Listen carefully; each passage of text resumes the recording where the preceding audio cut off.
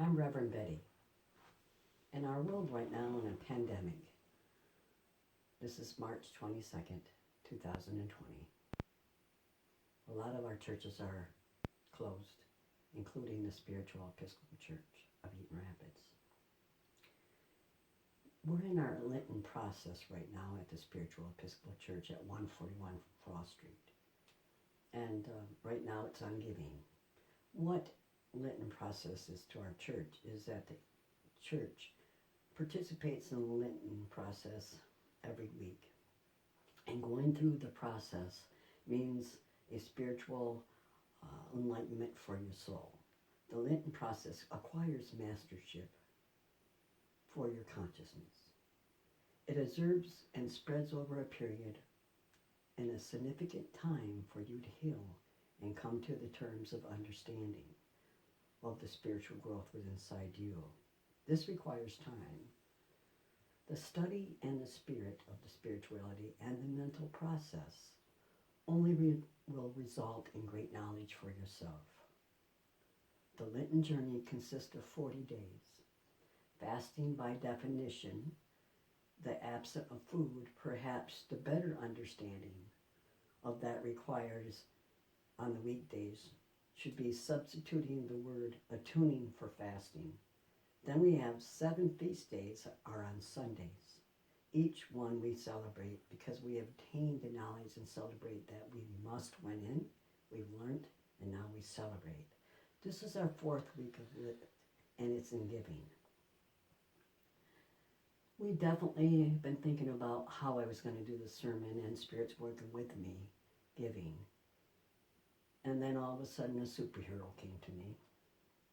In this world right now, everyone thinks of a superhero. I know as a child I did, including my grandchildren. Every one of them wanted to play a superhero. Leah, the youngest grandchild, wanted me to play superhero, and it made me think of this sermon. Right now we do need a superhero. We have many superheroes if you think about it. There's superheroes right now that are giving during our Lenten process of the grocery, people that stock the shelves and they're wearing their capes. We have superheroes that are of the doctors, they're wearing their capes. This world right now really does need a superhero, the Christ light within. There's been many superheroes stepping up to the plate. My favorite one was Wonder Woman. Leah's favorite one was Batgirl. And each one of you, if you're a child, can remember just looking at the clouds or thinking, wow, I'm in a situation. I just wish something could swoop down and take care of something. But I always know there's always something that good versus bad. There's many cartoons as a child you can grow up as and remember them that good always prevails evil. And that's the truth. Right about now, my superheroes, I'm thanking the truck drivers and different things like that, and they're giving. And this is the process of Lenten that we're under. Seems like the superhero capes are invincibles, and when you put the superhero cape on, remember now, you are invincible. You can do about anything. There's a transformation inside to make you understand that you and your superheroes are coming into play to this sermon. Every morning that they wake up, this grocery stock people that are stocking the shelves right now put their super cape on, and they're heroes because they go out to an unseen world that has germs and they can't see it, but they got the superhuman cape on by allowing that nothing's going to happen or penetrate them, and everything, I'm going to be okay today. This requires a process. Jesus is the superhero of all. He wears the cape, and there was many times where Jesus wears his superhero cape that we have learned from. The greatest ones, the disciples even wore the capes, but Jesus wore the super cape. There's always a Superman that starts the process and understands that there is the beginning of a superhero, and the one we must look at to get an idea from, and that's Jesus the Christ. We go right into Mark 4, chapter 4, 35:41. And it states this: On the same day when evening has come, he said to them, let us cross over to the side.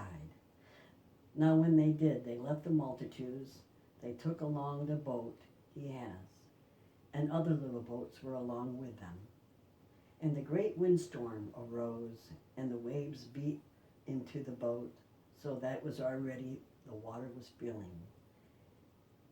And he was in the stern, asleep at the bellow, Jesus was. And they awoke. They said, Teacher, do not you care if we perish? Then he arose, he rebuked the wind, and said to the sea, Peace, be still. And the wind ceased, and there was a great calm. But he said to them, Why are you so fearful? How is that you have no faith? And they feared exceedingly, said to one another, Who can this be, that even the wind and the sea obey him? He was practicing so much. His super cape was on, saving the disciples. His super cape's on right now. In Psalms, the authority of the power of the sea, God gave the authority to human affairs, that he just rebuked it by the words. We too say it in prayer. We rebuke our negativity thoughts. We put our superhuman capes on because we understand that he is part of us. Also, God just brings forth the silence of the storm. Right now we're going through a storm. He's kind of putting us in timeout. That's what I've heard on the internet. But if we think about it, he's stealing our souls, because with the timeout that he's given us, we're requiring some time with family. The love we used to share, maybe we forgot. He's bringing unity to us in strength in our own family with love. He's bringing back the mother, the father, the children, or the unity being stowed within inside. He's allowing us to put our capes on to make us feel like we're superheroes. So he was the greatest teacher to teach us how he could be a superhero for us. He also silenced the storms. Like I said, we must go through it, and then the calmness will come. Peace. The peace will be among us again once more. God fought many diseases with his cape. He healed the sick. He made the blind see. And within us, the light is connected to us. At this time, we must go and reflect and examine the oneness and the closeness we have with God, and understand that we too can calm the storm. Remember, the most important part of love is family and unity.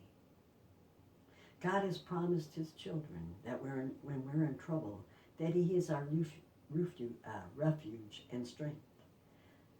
God has promised us this. We too shall pass through the trials and afflictions that are upon us right now. He will guide us with comfort and strength in our time of need. When we have problems, we pray. All we need to do is ask. And he's there for us, like our superhero. But he has shown us that we too have a cape. God is called this in the scriptures, the God of all comfort. And I'm not ashamed of the gospel of Christ. He is my power and he is my superhero. And he teaches me unity. I too remember the relationship of the Father and the Son, sustaining each other. They can do that, and he's shown us. I and my Father are one. The oneness, therefore, is having the same mind and the will and the purpose together. We are one. Christ desires in the oneness of unity to exist among fellow man, and we must be the superheroes to each other. The Christ light in them during this time of need and during our process, during this Lenten process, where we examine ourselves. We go within to change our Christ consciousness, to become a better person, the superheroes that we have become. God did not leave any stone unturned for us right now. And he's telling you, I am here. I've never abandoned you. Humility is the fifth Lenten process for next week. And this week during Monday through Saturday, maybe you can work on humility, and Sunday we feast. This is our process at the Spiritual Episcopal Church, where we produce and promote spiritualism. And God, being the greatest spiritualist of all, showed us the way there's no such thing as death. And there's no such thing that we're alone. He was always within us, the oneness. So when this world right now, it seems like it's letting you down and there's a lot of bad things, remember, we go through what we go through, and he calms the storm. And again, our nation will be past this. And our superheroes are the workers and the truck drivers and the doctors and the nurses, and we want to thank them for giving. And this is our giving time. We also, the most important part, we must give of ourselves to bring unity, to respect and honor one another. Remember the oneness we have with our Father. We're never alone. He is a prime example for the superhero that we need to attain and to become. He has never abandoned us, like Superman flying in from nowhere. Good will conquer anything. And the Father, Son, and the Holy Spirit, it is